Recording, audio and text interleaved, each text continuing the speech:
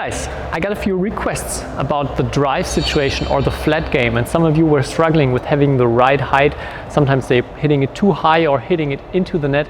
And in this video I want to give you a few tips how you can get better in the mid-court area, and I will divide it into two parts. Start out with a few basic tips, especially for beginners, how they can better control the height, and then in the second part go more into some advanced techniques, how you can maybe even level up your game in the mid-court even further, and show you some small tricks how you can hit the shuttle with speed but still being able to let it dive down after the top of the tape.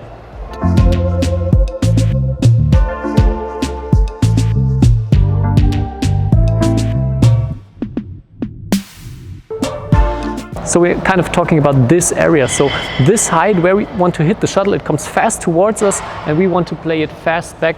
How to do that? First important tip for beginners, we want to use mainly a backhand grip. So to be specific, put the thumb on the back of the grip, so you use the so-called thumb grip, and there you can generate power, especially by tightening the grip, and you can use that in many different places here in front of the body. The good thing is I can also use it when the shuttle comes a little bit more here to my forehand side. You will realize you can still produce a lot of power by squeezing the grip here.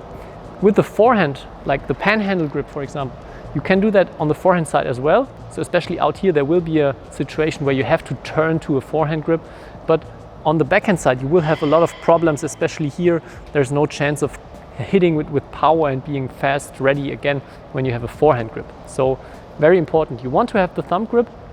You want to be loose with the fingers, so you tighten and be loose again so you're ready. And you can also use the arm like this to support your shot. So kind of a boxer movement, you stretch out and also go quickly back to be ready right again, because when you hit with power and speed, chances are high that the shuttle also comes back fast, so you want to be ready right away. So with that technique of tightening the grip and stretching the arm, you can see it's quite easy to control the height or the direction of the shuttle. The racket head is not turning anywhere, so if you go forward, you can also be sure that the shuttle goes into exactly that direction. So especially for beginners, a good way of controlling the height if there's no upwards and downwards movement of the racket if you want to play a flat drive with power. So the last point leads me right away to the more advanced part. And if you look at professional players, and if you look at slow motion, what they're doing in defense or what they're doing in the mid-court, you will see that there's a lot of rotation in the racket. It doesn't go straight back and forth as I just told you. And yeah, that makes it harder to actually control the height in the beginning. And for example, if I'm hitting it at that point of my racket motion, it goes up. A little bit later, it already goes down into the net, and I only have a lot shorter time frame of where I can hit the shuttle and it gets the right height. But I have a few advantages. On one hand, I can create more power with the rotation movement. So this will give my shuttle a little bit extra speed.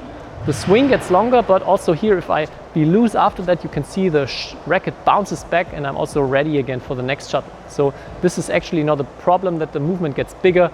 Usually from the rotation, I can also get quickly back with the racket. Another advantage is that I have more options in terms of where I want to play the shuttle. With that straightforward movement, it is quite tricky to play it up. If I want to, for example, play in the defense, a high defense from different positions. With the rotation, I can do it a lot more easy. So I have more variations in that term, but I also have more variations in terms of if I want to play it cross court. So rotation, especially for example, if I'm standing here on the left side of the court, makes it easy to hit a cross defense with a lot of power. The last advantage, and this is something really interesting, you can also slice the shuttle in the mid-court or in defense a little bit. So you can, with the rotation movement, go a little bit over the shuttle. So use a lot of rotation, get over the shuttle. You can also hear it in the shot, and if you do it the right way, you will have the chance that the shuttle loses a bit of speed. It's still pretty fast, but it loses a bit of speed and goes down right after the top of the tape.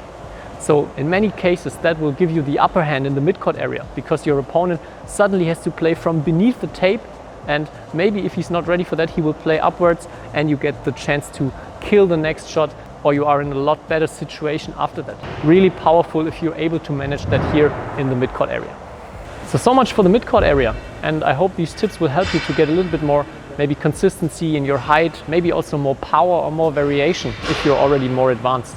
And I can only recommend you to already focus on these kind of things in the warm-up. You can put these things already in when you're knocking up and play some drives or some defenses that you focus on the height of your shots, maybe focus on the technical details I was just talking about, and use the first minutes in the training already to get better in that area.